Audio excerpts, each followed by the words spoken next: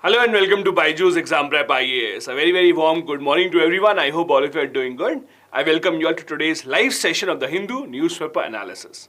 As you would know, every single day at 10 a.m.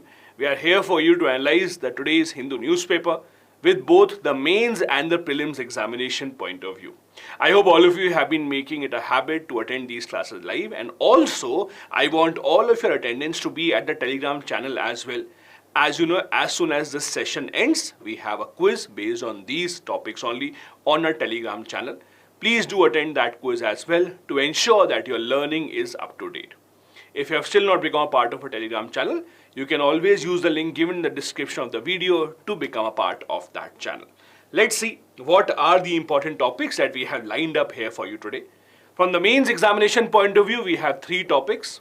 First, we'll be discussing about the need for the techade, meaning that, in simple terms, in India right now, the number of people going online, using online services is increasing. So is there a need to have a robust data protection law?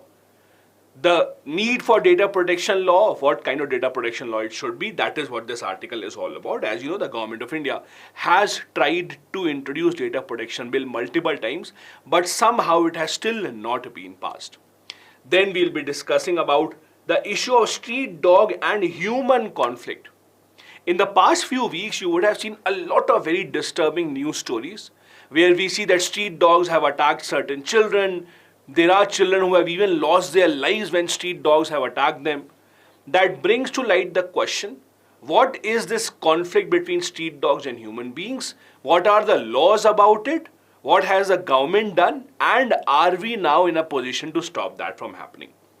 Then we will be discussing about the Muslim personal law and its take on inheritance specifically because of an ongoing case in Kerala where a Muslim couple, who has been long married, now want to register their marriage under the Special Marriage Act. Why? We'll discuss that. And then we will come to prelims specific articles. India is hosting the meeting of security advisors of the SCO nations. We'll be discussing about the SCO in detail. Then price of essential medicines will be hiked from 1st of April. We will be discussing what is essential medicine, how is it classified, who sets the price for these medicines, etc. Then students with type 1 diabetes should be given proper care as per the National Commission for Protection of Child Rights. We will be discussing what exactly is type 1 diabetes, and in the end we will be discussing why exactly at the WTO India is being asked questions about our MSP program. So a lot of these important news stories lined up here for you. Let's begin without any further ado with the first article that we have, mainly focusing on the government of India's need to have a data protection law. Now, many of you might be confused because you would have been seeing that the data protection bill, data protection law, we keep on talking about this. We have been talking about this for almost 2 years now. Every second, third day, you have an article in the Hindu newspaper which talks about the fact that we need to have a data protection law. Now, many of you might have a confusion in this. Many of you might think whether this law has already passed, has not passed. There is one simple suggestion I have for all of you. The suggestion is go online and search for PRS online. Search for this PRS online.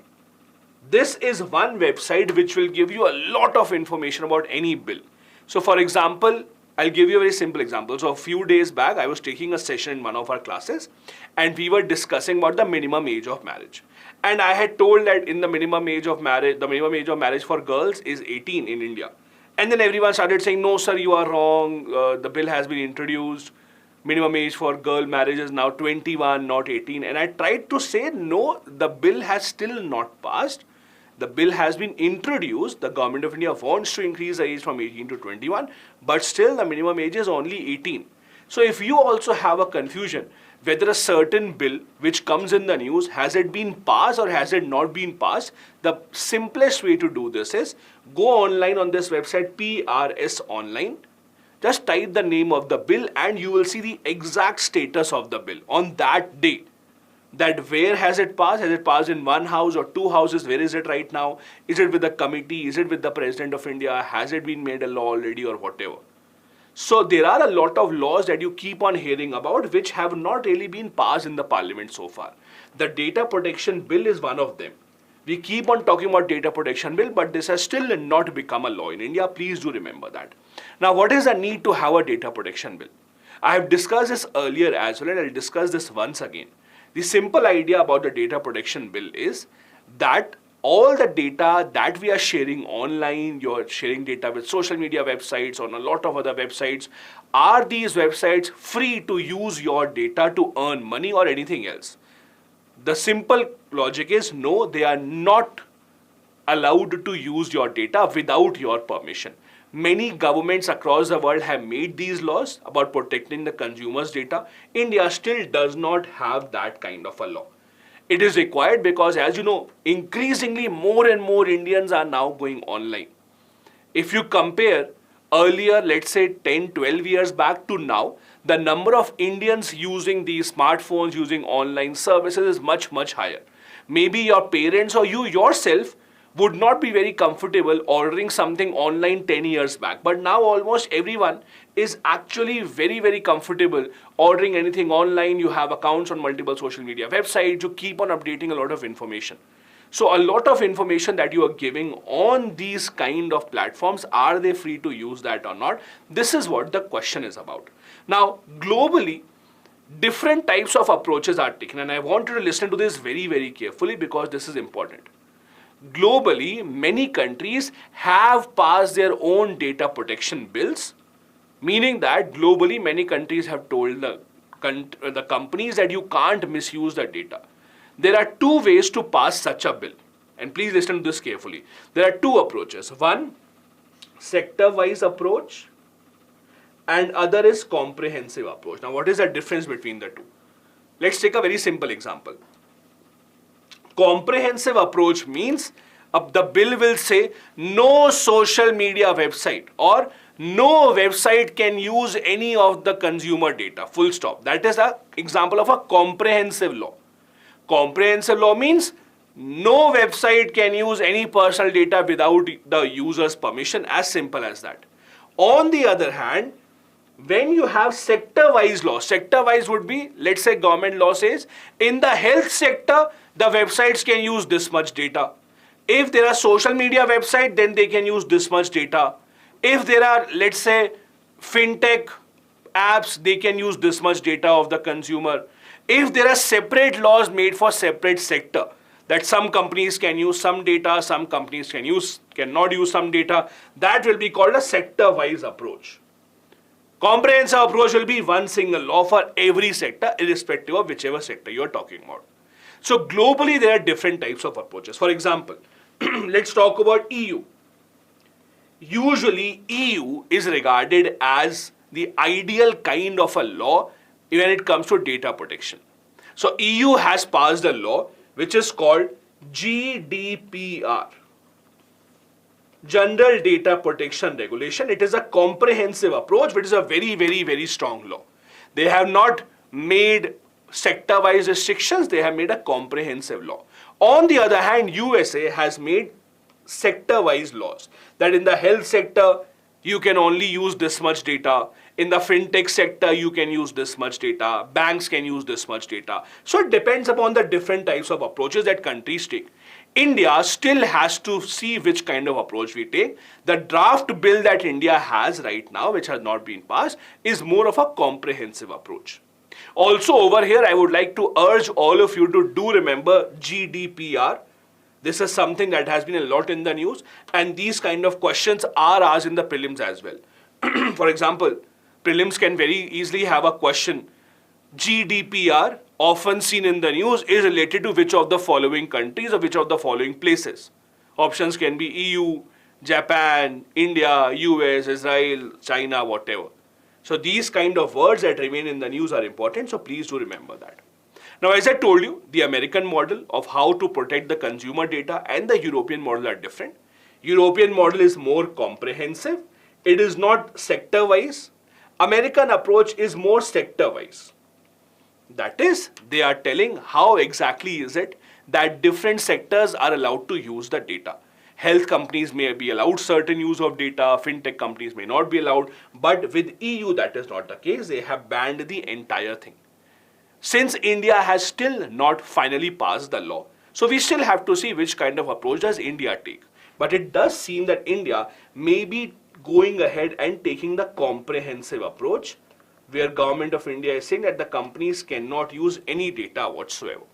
Now, right now, under different types of laws, we already have some sectoral approach, meaning that we do have certain laws under which companies are not allowed to use data. For example, RBI makes sure that the data that you give to the banks or any payment related data that you share on, let's say, websites such as Amazon, Flipkart, Swiggy, Zomato, when you store your card details, RBI makes it mandatory that those details cannot be shared.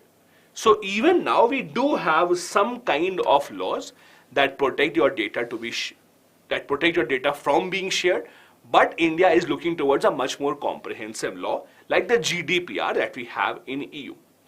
Now, I also wanted to give you some details about this bill, that is the Data Protection Bill. It has a long history. Indian government has been trying to make this data protection bill for a long time. It has been many years.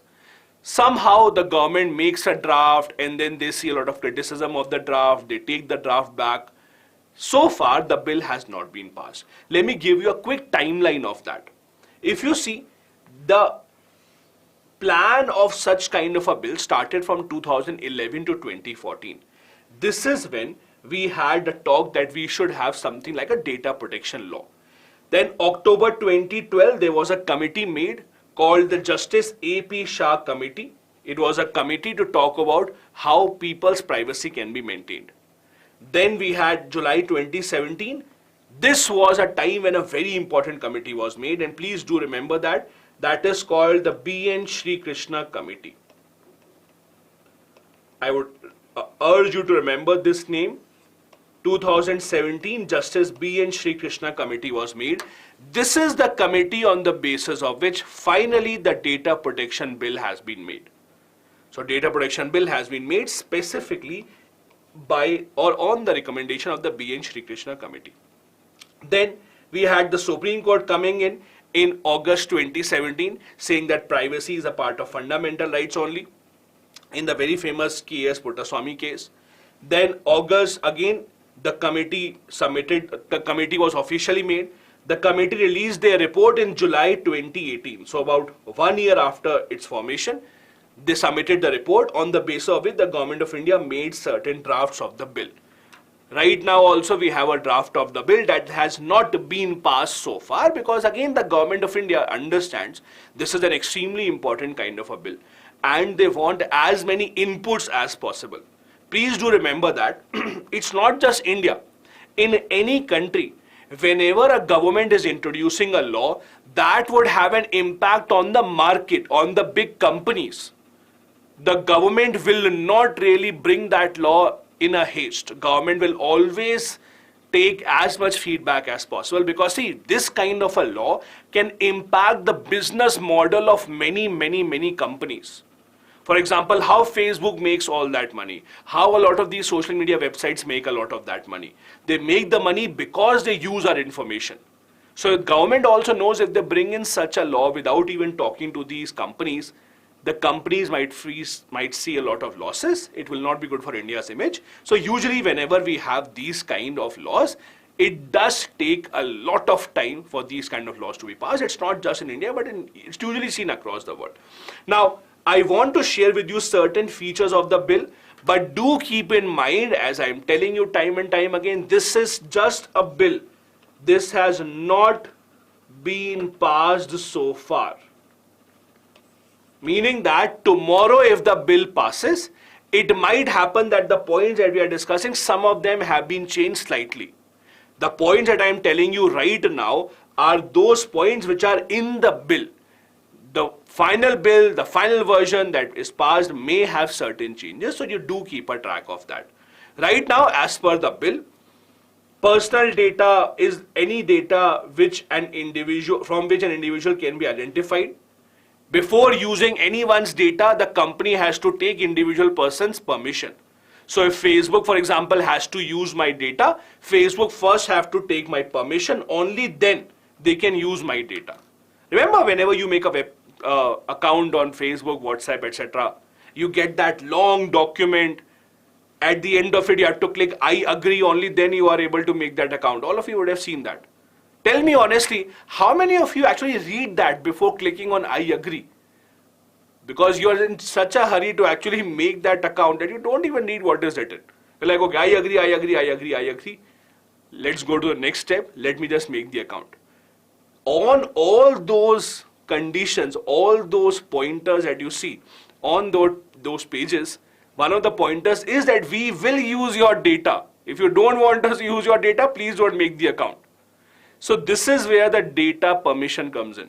It's not like Facebook will send you one single line that we are using your data, agree or disagree. They will hide it in such a long document that you just have to click agree, and only then you will be able to make the account. Also, I'll give you a very simple idea. Just tell me, and tell me very honestly, if Instagram tomorrow gives you a choice, one choice, I will use your data.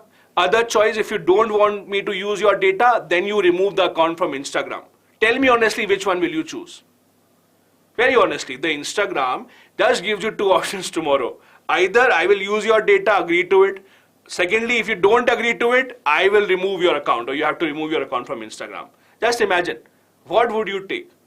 Mostly people will say, oh, use my data, I don't even care. What will you do with my data? That is usually what the people will choose. So again, because, and I'm not blaming anyone, but because these things, social media, these kind of things have become such a necessity in our lives that at the end of the day, in the chat, you might write, no, sir, I will remove my account. But if Instagram really actually asks you, no one will say, oh, remove my account, because all of you will have that FOMO. You don't want to miss out. You also want to see what reels your friends are seeing. So this is the advantage that these social media companies actually have, and they know that they would be able to utilize that data, just that they have to ask for your permission. Apart from that, this permission that is being asked from you has to be in a simple language. It cannot be in a very complex language so that the people can understand. You also would have the right to erase your data. So right now what happens is, even if you remove your, let's say, profile from Instagram or Facebook, there is no guarantee that your data has been deleted already. It might happen that for you, you have deleted the profile, you have deleted your data, but Instagram, Facebook may actually be using your data even without you knowing about it. That also has to change. You have the right to get your data erased, and you can nominate someone else also to erase data on your behalf. For example, I can write on to Facebook that if I die, if I pass away, then on my behalf, this person should be able to remove my data. All that is a feature of this bill. The bill also says that cross-border storage, etc. will be allowed, but the government of India would have to first give a permission, because government of India does not want all this data to be stored in other countries. This is the first article. Now, as I told you, these are the important pointers in the draft bill so far. Most probably, since the government is in power, they are the ones who have introduced a bill, they have the majority. So 90% of the chance is that there will not be any change from this bill and it will be passed. But in case there is some very minute changes before the bill is passed, I would advise you to remember the pointers of the final version of the act and not this one. Okay, then let me take this question quickly. Yalesh is saying, if that bill was passed, does it apply only to e-commerce, even shops as well? Yalesh, any platform that is collecting your personal data, it will be applicable to all of them. So if there is a shop that is collecting your personal data, that will be applicable to them as well. Okay. Ananya saying, does Instagram take accountability if data is misused through them? Ananya, it depends on country to country. What laws do the countries have? EU has very strict laws, so they'll have to take responsibility. Many of them have also been fined. With this law, if that is passed, then in India also they would have to take the responsibility. Kishan, B.N. Krishna committee recommended comprehensive data protection. That is how we have this. There is a question from Nikita, I think. Difference between draft and the bill. So bill can have multiple drafts. For example, you are writing an answer. You write the first draft, you're not happy with it, then you erase it, you write the second draft, even then you're not happy, you write the third draft. So draft is just you revising it to make it better. Bill is a final version that is introduced in the parliament. There is no better model, European or American. All these different models have different way of working. So there is no one way of which model is better, American model or the European model. Okay. I'll take one or two more and then we'll go ahead. Snehita is saying, can you tell me the website from where we can see the bill as passed or not? Yes, please Google PRS online. This is the name of the website. Very, very important website. It has a lot of very interesting things. On PRS online, you can also see track record of your own member of parliament, attendance record of your member of parliament, how many times has he or she actually gone to parliament, how many questions has he or she asked. All of these are on PRS online. You can get every bill, just type the name of the bill. Even if you don't know the official name, type the keyword and they will give you summary of the bill with important pointers. So any bill that you want, you can get a summary from here. Perfect. Let's move ahead then. The second important article that we have here for you, it's about street dogs and human conflict. It's written by Member of Parliament, Maneka Gandhi, who has been well known as an animal rights activist in India for many decades now. Now, I'm sure all of you would have noticed these news stories in the past few weeks that there have been a lot of instances of street dogs attacking human beings, especially children. Many children have even lost their lives when they were attacked by street dogs. There were cases in Hyderabad, there were cases that came in to news from Delhi, etc. Now, when these kind of news stories come in, that a 4-year-old kid was killed because he or she was attacked by street dogs, the first reaction that obviously most people would have is that street dogs should not be allowed, they're dangerous. Many people would go to the extreme to say, kill the street dogs, etc. But in reality, as per the author over here, this is not true.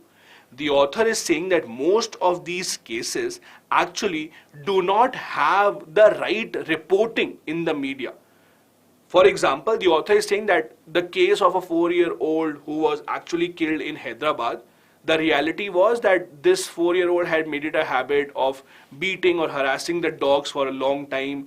His father also did not, his father was a security guard, he also did not stop it. So as per the author, there's a background story of why the animals attack. Now, I am not saying that you should agree to this or you should not agree to this, but that is what the author is saying, that there is a background to how the dogs behave. So if there is a dog who has attacked human beings, in most of the cases, that is because of the behavior of the human beings towards the dog first. As per the author, the dogs only become violent when they perceive a threat, when they think that they are in danger. Now, the interesting part is, historically, street dogs have been regarded as a menace. Historically, we have seen many countries, even in British India, Britain also saying, remember you have seen all those movies where it is shown that British had these posters in the movie theaters which said Indians and dogs are not allowed. Remember, the British had this tendency. So dogs have always been regarded, or street dogs especially, have always been regarded as a menace. Now, let's try and understand this. One simple idea for people who want to go to the extreme is that we should just kill the dogs. Many people had this idea that let's not have street dogs at least. Now the problem here is, this is not how nature works. If you kill one species, there are other species also dependent upon them. For example, it has been scientifically proven. For example, the famous London plague of 1665 killed, or was a result when the government in London killed 2.5 lakh dogs and cats, thinking that they are a menace on the street. Now what happens when you kill so many dogs and cats? The food that they used to eat, or the animals that they used to eat, are not eaten anymore. So when 2.5 lakh dogs and cats were killed, it led to population increase of rats. So the reason why the population of rats actually increased was because 2.5 lakh dogs and cats were killed. These rats actually later on became the major cause of plague. that led to killing of thousands and lakhs of people.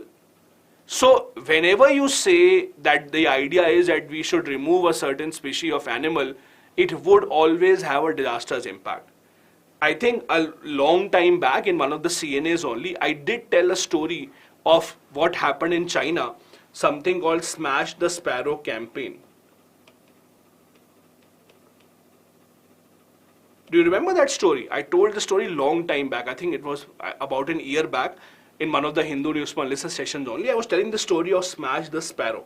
I don't know how many of you have remembered the story of China. So the Smash the Sparrow story, some of you who have been following it would know it. If you don't know it, the story is at the time of Mao Zedong in China, they thought that sparrows are eating a lot of our grains. They thought that sparrow is actually harming our agriculture. So basically the Chinese government started a policy, let's kill the sparrows. There was a campaign that was called Smash the Sparrows. So the government of China actually started killing sparrows. They started actually giving money to people who hunted sparrows. And a lot of sparrows were killed in China, lakhs and lakhs. Now what happened? What they did not realize was sparrows eat worms. The same worms that actually impact the agriculture, impact the crops. So when they saw that the population of sparrow has gone out, there were so many worms that their population increased to such a large extent that there was famine in China. There was no crop left. All the crop was destroyed because there were so many worms that were not being eaten by sparrows. And all of a sudden, Chinese government realized that, oh, we have killed all the sparrows and now the entire food chain is disrupted. After that, do you know China had to import sparrows, especially from other countries such as Russia. They actually imported sparrows from Russia and many other countries just because they needed to get all this food chain back into order.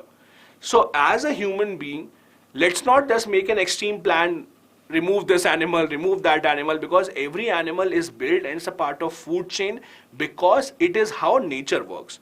Similarly, over here also, the one thing that, or the one idea that many people have, extreme idea, let's kill the street dogs, that is not going to work. Now, we do have certain rules which are called Animal Birth Control Dog Rules of 2001.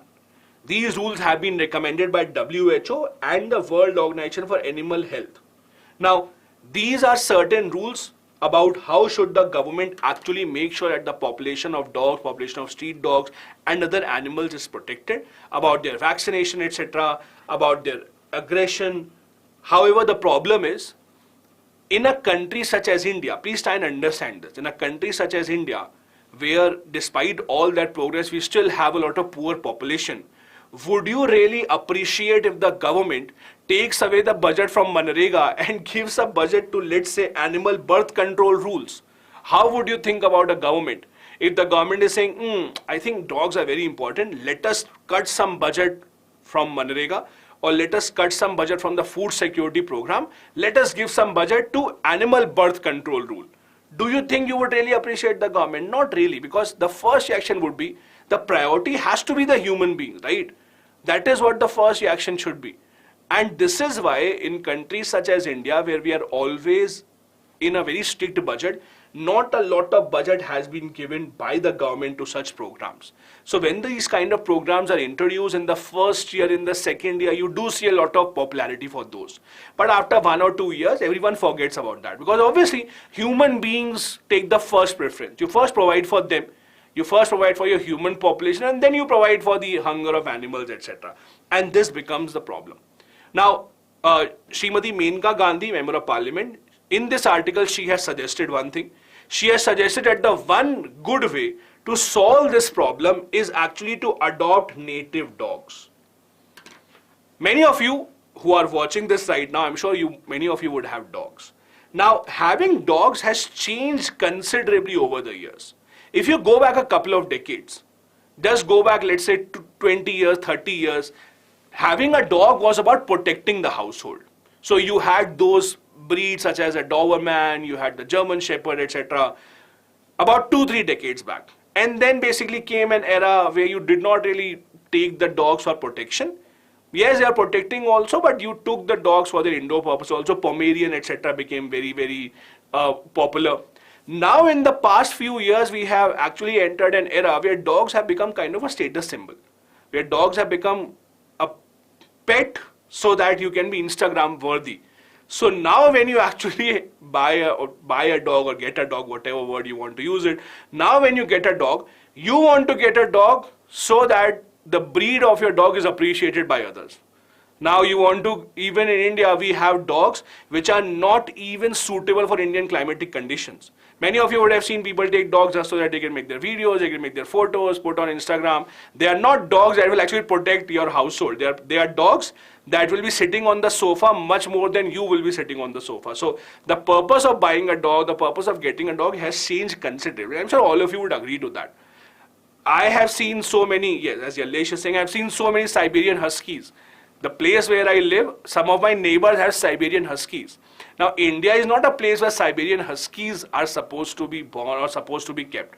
They are not made for these climatic conditions. They are made for conditions where it is snowing, where it is temperatures close to 0 degrees Celsius, but we keep it. So, this entire idea of keeping a dog and now dogs becoming more of an ornament or a symbol has meant that very few people now actually adopt native dogs. More and more people go for imported species of dog. I'm not saying that is right or wrong. Please, if you are angry with this, be angry at the author of the article. I am just the messenger. And as we said, don't shoot the messenger.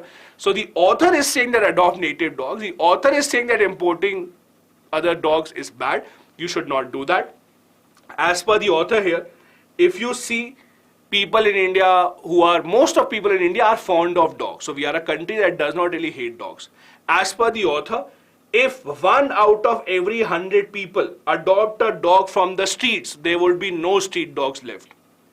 So as per the author, the easiest way to solve this problem of having street dogs is, even if 1% of people adopt street dogs, they will actually go away.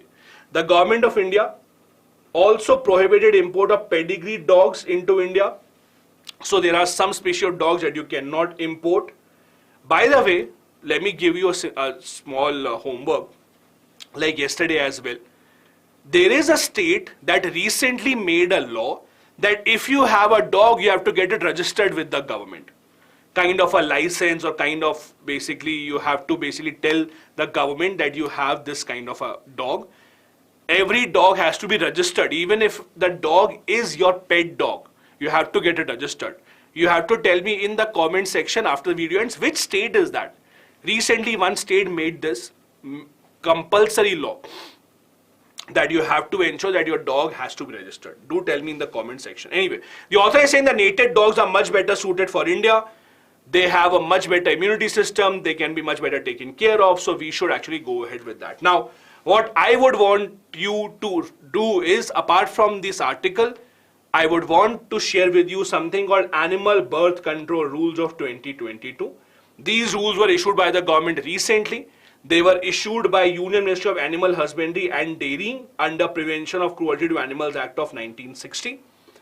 Basically, this rule talks about animal birth control program. It talks about how the animal should be immunized, vaccinated, sterilization of street dogs, etc. should happen by either the owners or by the local civil authorities. It also talks about euthanasia. It says that euthanasia may be prescribed for those street dogs who are incurable and are mortally wounded. Euthanasia means basically putting them to death because they just cannot be cured. There will also be a monitoring committee, animal helpline, and also, especially those living in a society, resident welfare associations, RWAs, will also have to take the responsibility to ensure that any dogs living nearby, there is no conflict between human beings and dogs in that case as well. Also, the Constitution of India has certain provisions about animals, not specifically about dogs, but about animals we do have certain provisions. For example, Article 48A, part of Directive Principles, it is the responsibility of the state to improve the strength of animals and safeguard the wildlife of the country. Article 51AG means a part of fundamental duties. Fundamental duty of every citizen to protect and improve forests and wildlife, to have a compassion for all the living creatures. In fact, in Article 21, the right to life, This has also been interpreted by multiple courts as including the right to life of animals as well, and not just human beings. So we do have a lot of provisions for safeguarding of animals in the Constitution of India as well. Perfect. Time now to move on to the third one. Before that, let me quickly take up a few questions.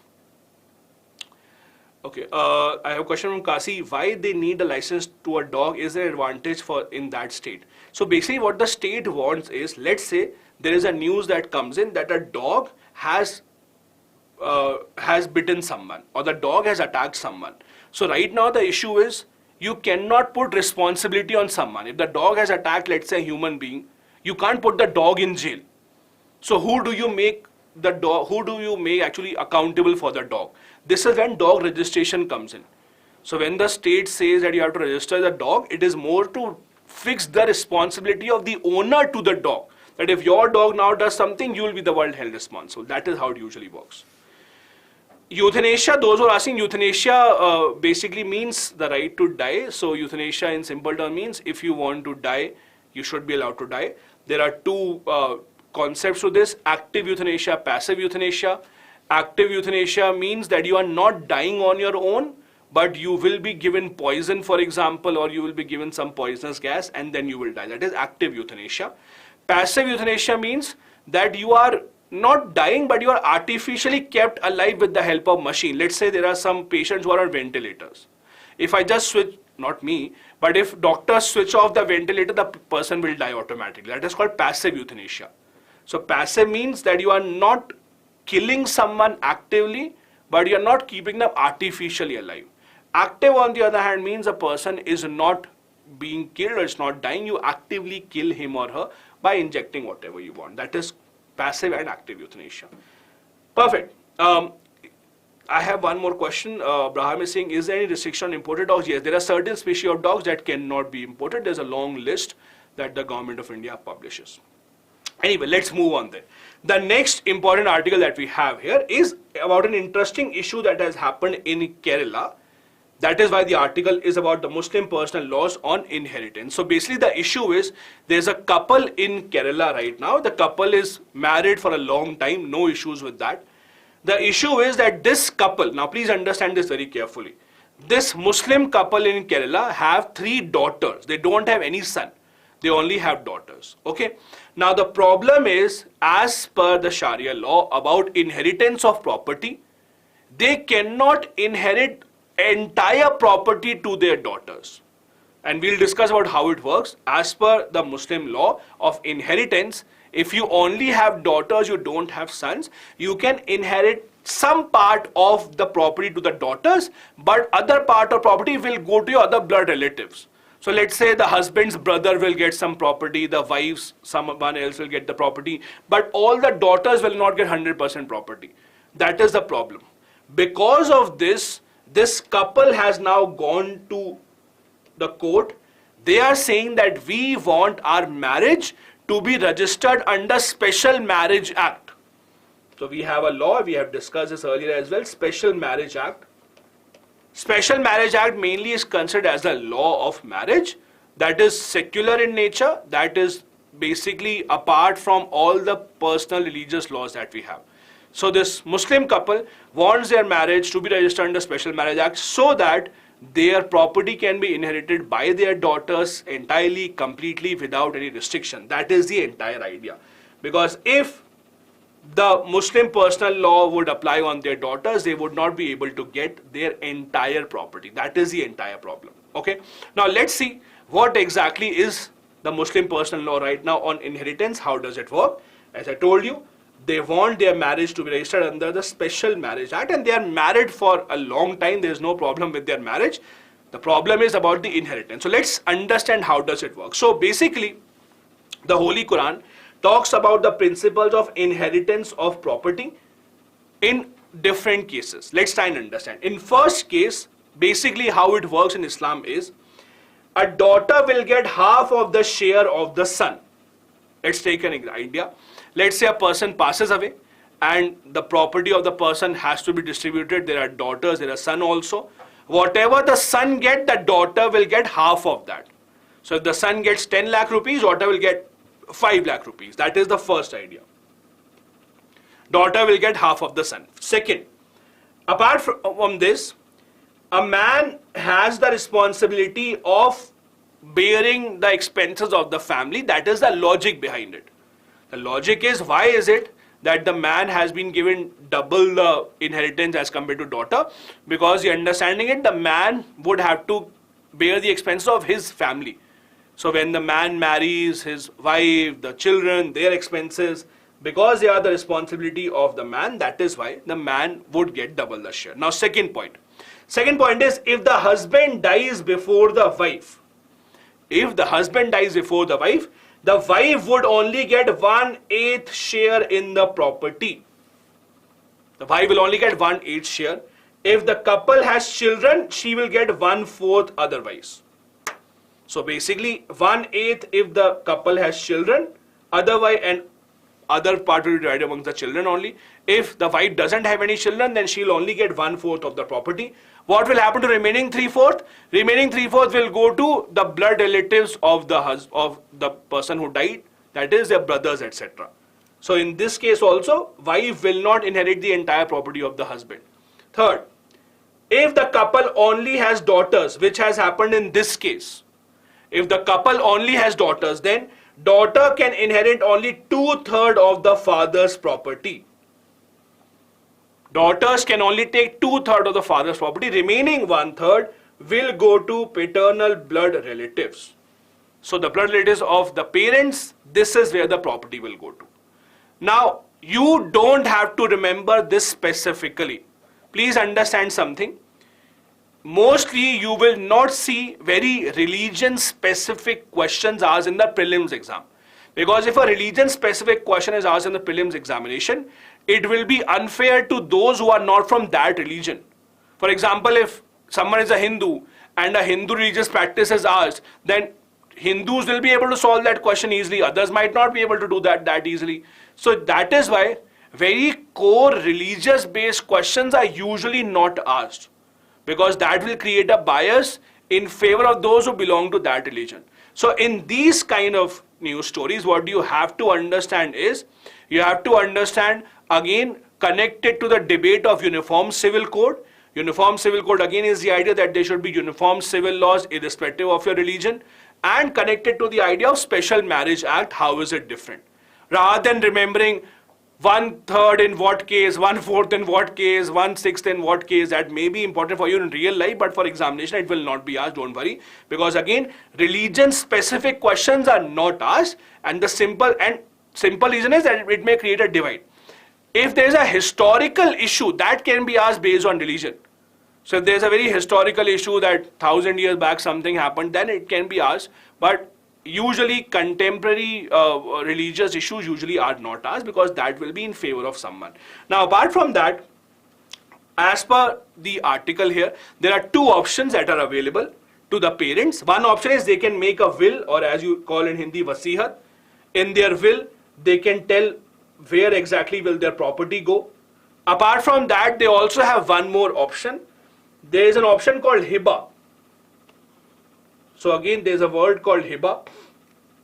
Hiba means before you die, before dying you can transfer your property to whoever you want.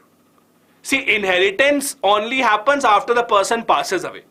But the word hiba here means you can transfer the property wherever you want, whenever you want, even before you die. That will only be applicable before you die. So that is also one option that the couple here has.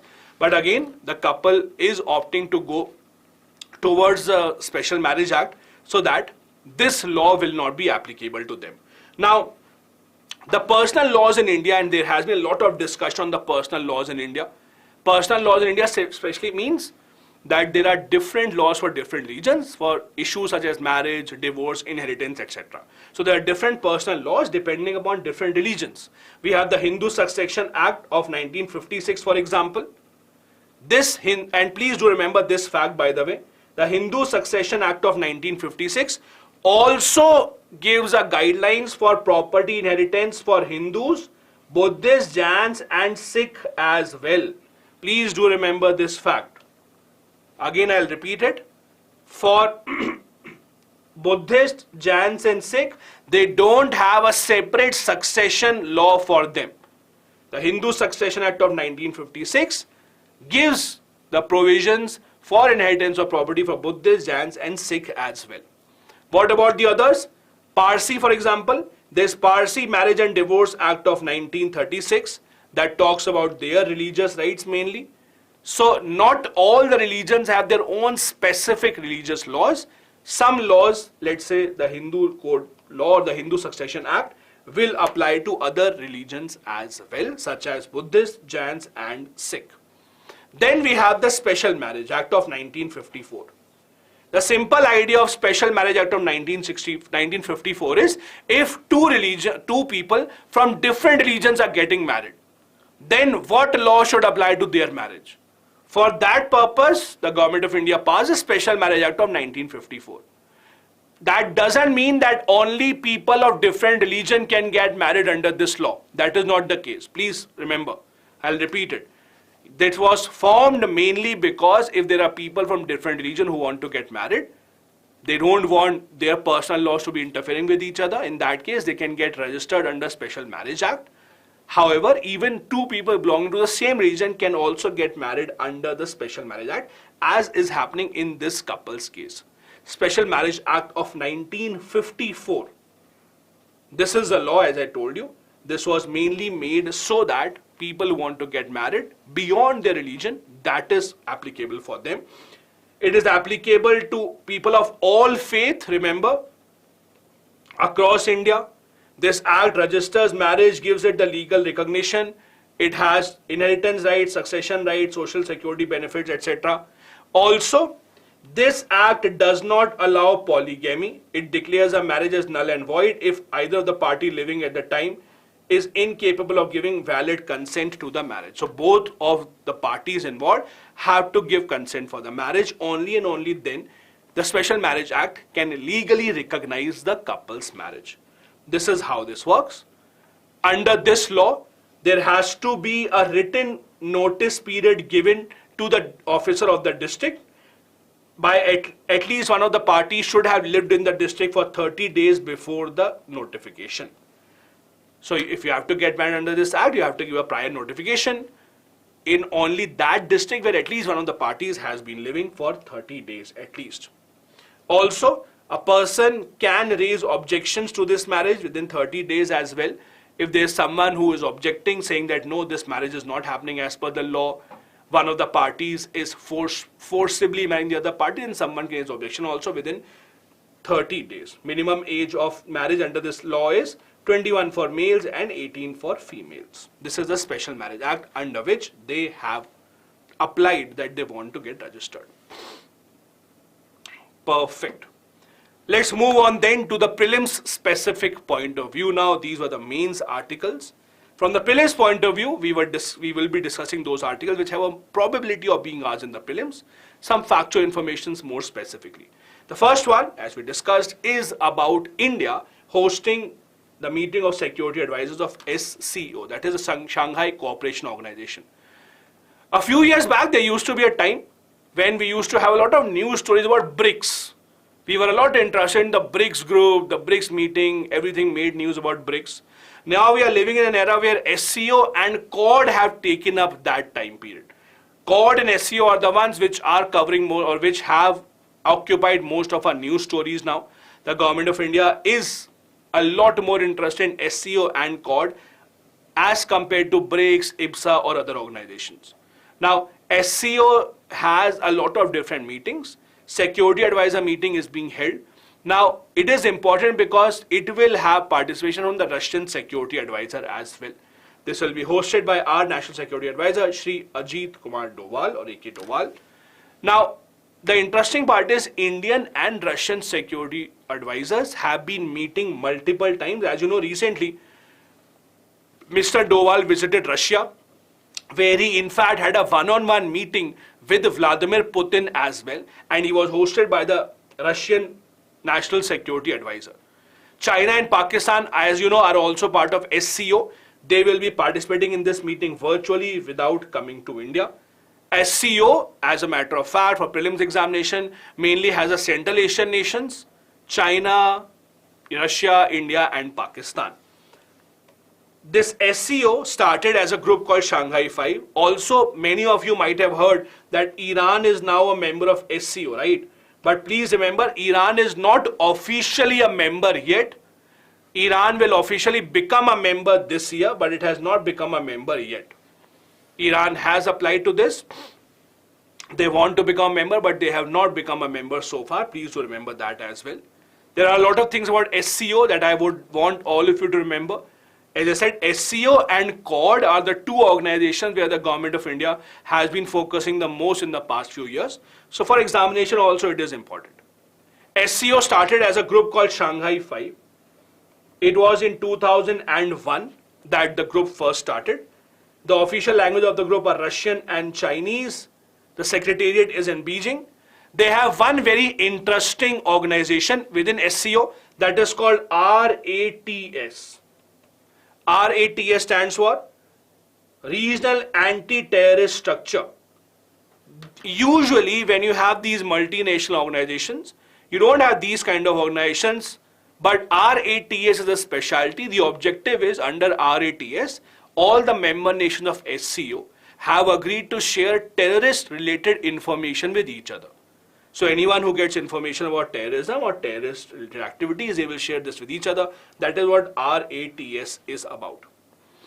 As I said, this first started as something called Shanghai 5. In Shanghai 5, the members were Kazakhstan, China, Kyrgyzstan, Russia, and Tajikistan. After that, it got expanded. India, Pakistan, both of them became a part of the group in 2017. Iran has formally applied to become a part. Iran has been accepted also. But if you go to the website of SCO, Iran is not listed as a member because officially it has still not entered. Iran is expected to enter membership officially this year, while India is the chairperson of SCO. Do remember, SCO is important this year because India right now is the chairperson of not just the G20. India this year also holds the presidency of SCO. Please don't forget this fact. That is why, as G20 is important, SCO is also equally important. Now, this will give you a lot of information about SCO specifically. How is it working? What do they do? What are their aims? What are their member countries? I would highly advise you to remember this information about SCO as well. The next article that we have here is about essential medicines and their prices are being hiked. I have a question. 5 here means Shanghai 5 because it was a group of 5 countries in the beginning. And then it went ahead and now there are more countries in this. The government of India has announced that the price of essential medicines will see a hike. Now, what are essential medicines? As the name suggests, essential medicines basically are those medicines which, as per the government of India, are very important, are essential for the population because they are consumed in much larger numbers. So every single year, the government of India decides what can be the maximum price of these medicines. There are a total of 384 essential medicines right now in India, and the government decides the highest price for those because they are essential. If the price is very high for them, people will not be able to afford. It will be detrimental for the country. For other medicines, the companies are free to decide their price, but for essential medicine, the government decides the price. Now, how do they decide the price? The price usually are decided as per the wholesale price index. So when the wholesale price index rises, the annual price of essential medicine also increases. The list of these 384 essential drugs is given in the National List of Essential Medicines. They are changed, or these prices are changed as per the WPI. Please do remember that. The National Pharmaceutical Pricing Authority of the Government of India is the one that takes the charge of deciding the prices for these essential medicines only. Now, what is this list all about? Let me also clarify that a bit. The list, as I said, is called National List of Essential Medicines. This is the list introduced or released by the Ministry of Health and Family Welfare. They are the ones that have to be sold below the price limit that is given by the government, because the government knows that these are essential medicines. So usually they are based on the essential medicine list released by WHO. Please do remember, WHO releases this list called essential medicine list. It is a list that WHO gives to all the countries as a suggestion that please keep a stock of these medicines. In the coming year or so, these medicines are important as per the health pattern. So based on the WHO list of essential medicine, every country tries to make their own list, and India also has done the same. This first list of India came up in 1996. Since then, the list has been updated every year, and since then the prices are also updated. But remember, it was in 1996 that the list first came into the news. The purpose is simple: to make everyone able to afford these medicines, to ensure that these medicines are in enough stock, ensure that state governments, hospitals, etc. are ready. If the WHO thinks that there is a specific disease, specific medicine that will spread and its requirement will spread in the coming years, the government should be ready for that. Now, what is the criteria that the government uses for such medicines? How such a medicine can come in the list? Number one, it has to be essential. It has to be required by a lot of people. Secondly, changing disease burden means depending upon what kind of disease is spreading. So if there is a specific disease that is spreading quite a lot, medicine for that disease will enter this list. So which disease is spreading? Then is it safe or not? Is it cost effective or not? Is it fixed dose combination or not? Now, fixed dose combination are only included if there is a proven advantage concerning therapeutic effect. Fixed base combination means, for example, let's assume you buy paracetamol. There are some medicines that have multiple ingredients. There may be paracetamol with ibuprofen. So there can be, let's say, paracetamol 250 mg, ibuprofen 500 mg. So there is fixed dose combination. That is, those fixed dose combinations are only in the list. For example, if there is a disease or there is a medicine that has a different quantity of these ingredients, that will not be on the list. So fixed dose combination are those medicines that are justified as medicines which are best suited for a specific disease. Only those are included. And the government also looks at the turnover, that is, which are the medicines which are selling high, which are the medicines which are usually in demand in the market. Only those are the medicines that come in this list of the Government of India. As I said, India is not the only country that has such a list. Since WHO gives an essential medicine list, most countries prepare their own list looking at that. The first country, in fact, to prepare such a list was Tanzania. Tanzania prepared this essential medicine list first in 1970. After that, many other countries have also started making this list just to be prepared for any medical emergency going ahead. The essential component or the important component is the government fixes the price of this, that you cannot sell it higher than this. But the companies are also very smart. I'll give you an example. So let's say there is a medicine that the government has put on the essential medicine list. Let's take a very simple example. Let's say there is a medicine that has paracetamol 500 mg and a medicine that has plus ibuprofen 250 mg. Let's say this is the medicine. This is usually a painkiller. So since the medical company, pharma company, does not want that this medicine should have an upper limit, they want to sell it at a higher price. What the pharma company will do is, they will change the composition. They will say now our paracetamol is 550 mg plus 250 mg. So these are certain loopholes that many companies, in order to avoid that price limit, because they want to sell it at a higher price, what they do is they slightly tweak their combination. They say, no, this is higher, or this is not 500 minus 490, this is 240 only. This is an example of how the government works. Yes, as Rakesh is saying, great example is Dolo 650. Dolo is nothing but paracetamol, but they're selling it in 650 mg to be away from all these restrictions of the government. So all these are loopholes that companies actually apply in all fields. I'll give you another example which I should not give. There's an example of cigarettes also. Do you know tax on cigarette is actually based on the length of the cigarette? Do you know that?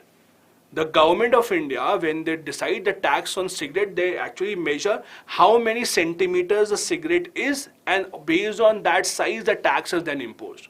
That is why you might have seen a lot of people having that. I remember when I was in college, a lot of people used to go to these shops and say, "Chota gold." You remember chota gold, small gold, whatever you want to call it, because the length actually of the cigarette depends a lot on what will be, or decides what will be the tax on the cigarette. So the companies change their length by just a few centimeters here and there to avoid taxes. Same happens here as well, that just by changing the composition very slightly, they can actually change the tax structure. So that works here as well. Anyway, let's go ahead then.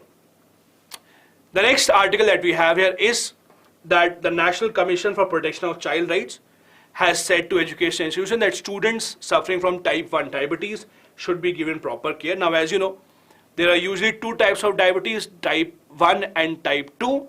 Type 1 are those that mainly impact children. Now, type 1 diabetes is very, very difficult to control. It requires a lot of precautions. For example, if someone is suffering from type 1 diabetes, they cannot have a long gap between their meals. So if, let's say, you have eaten breakfast, from breakfast to lunch, you cannot have a long gap. You have to eat some snacks in between. Type 1 diabetes is very dangerous, and that is why the students suffering from it, for example, have to keep some snacks with them, and they should be allowed to eat them even during the classroom, or even when they're sitting in the examination hall, they should be allowed to eat them. That is what this article is about. As per the directives of the NCPCR, Education Board should allow students having these snacks in between the class as well. Also, students should be allowed to monitor their blood sugar levels in between the class, even if they are sitting in the examination hall as well. In fact, there are now instructions given that if the student has to measure the blood sugar with a certain, let's say, smart instrument, that instrument should be allowed in the examination hall as well. Now, there are two types of diabetes as we discussed, type 1 diabetes, type 2 diabetes. Now, what is the difference between the two? Type 1 diabetes basically is a disease where pancreas produces almost zero insulin. Pancreas in the body does not produce any insulin, and that is why the problem starts. This is why for type 1 diabetes you have to inject insulin into the body, because your body is just not producing any insulin. India, as you know, has a lot of patients of diabetes. In fact, we have the world's highest number of children facing type 1 diabetes specifically. That is why CBSE and other boards also allow the students suffering from this disease to carry snacks even in the examination hall, and they're allowed to have it. Type 1 diabetes mainly impacts the children, while the type 2 one affects the adults. This is an important comparison for all of you. Please do remember. Type 1, the body cannot produce insulin. Type 2 diabetes is body will produce insulin, but there is not enough of insulin in your body, or it is not used effectively. Usually type 1 will be for children, but it can develop at any stage. Type 2 is usually seen amongst the adults only. Then there are risk factors, other symptoms that are involved.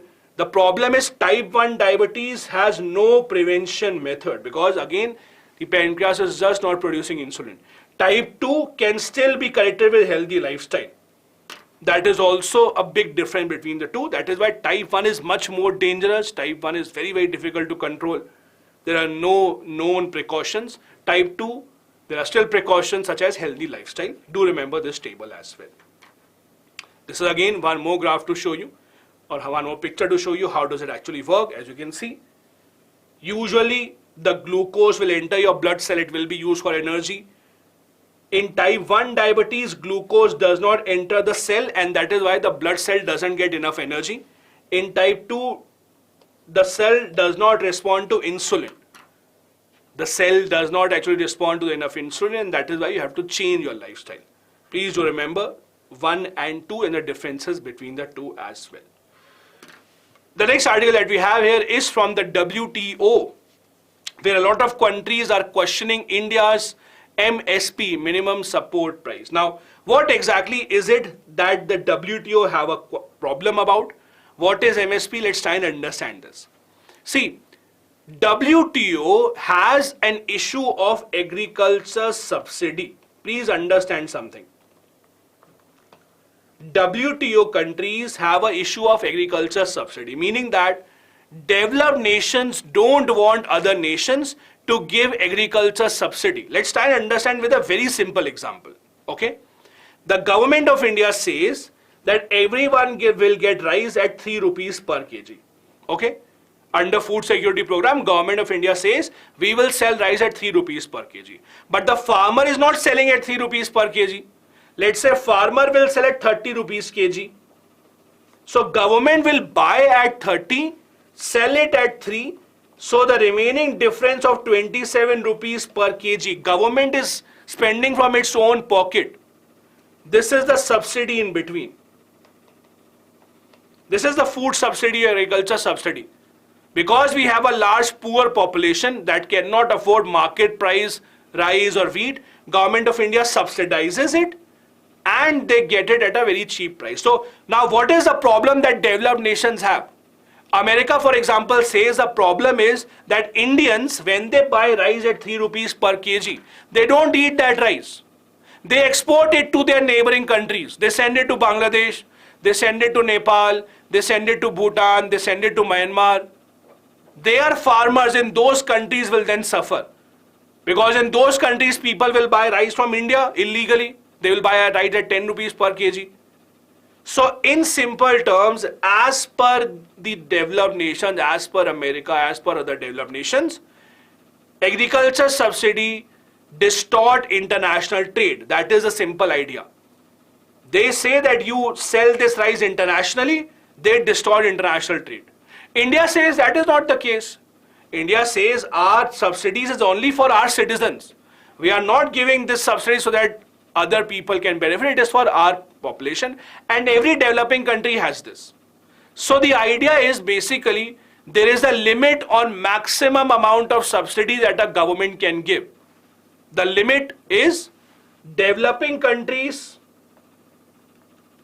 can give maximum of 10% of the amount as the subsidy, and developed countries can give maximum of 5% amount of the subsidy. So let's say if the rice produced in India is of 1 crore rupees value, understand, if the rice produced in India is 1 crore rupees value, then maximum subsidy that the government of India can give is 10% of that. That is 10 lakh rupees is the maximum subsidy bill that the government should have. For developed countries, it should be 5% of the amount that they have produced. That is the maximum limit. Okay. Now the problem is, when the government of India started a food security program, the problem is this bill of the government of India, subsidy bill, was above 10%. So India wanted to negotiate this again in the WTO, that we want to increase this 10% limit, we are not happy. Developed countries did not want that limit to be increased. So what happened was, in the negotiation between developing and the developed country, there was an agreement that was signed. This agreement is called the Peace Clause. This agreement is called the Peace Clause. What is the Peace Clause? Peace Clause means till the time that developed and the developing nations cannot agree on changing the 10% limit or whatever limit is, till that time, developing countries such as India should be allowed to continue their MSP program. This is the idea. Peace clause is that no country will file a case against India. We will allow India to run this program until we are able to solve this issue of 10%, etc. This peace clause has been broken by India multiple times. Developed countries especially are not happy with this. So some countries have raised objections against India. They are asking India, when will you stop this program? Which are the countries that have objected? Countries such as US, as expected, Australia, Canada, EU, even Thailand have raised this objection. Now this also shows you one very interesting thing. A relation between two countries is very different depending upon different areas. For example, you might say India, Australia are very close friends nowadays, but that doesn't mean that we'll always be friends at WTO also. In WTO, we can still file cases against each other. India, US, yes, we are friends with each other, but in WTO, US files cases against India, we also file cases against USA. So relationship between the countries is not always the same. Now there are different types of subsidies, and I'm sure many of you would have already read about this. There are different types of subsidies given different colors. There is something called the green box, blue box, and amber box. Green box and blue box are those subsidies which will not have any impact on the trade. For example, let me give you an example. Let's say the government of India runs a program or runs a channel called the Kisan TV. Kisan TV means a TV channel where the Kisans or the farmers will be told what to grow, what not to grow. Now government is spending money on that, but that is not distorting trade. That is green box subsidy. That is not a problem really. If the government of India starts the soil health card scheme, where the government of India is testing the soil of the farmers, how good is it, how bad is it, helping the farmers with their soil quality, that is also not bad. The only subsidy that is distorting trade is amber box. So amber box subsidy is the one that has a limit of 5% for developed nations, 10% for developing nations. This is the amber box subsidy. Blue box and green box subsidies do not have limit, please remember. It is the amber box subsidy that has this limit. The limit is 5% for developed nations, 10% for developing nations.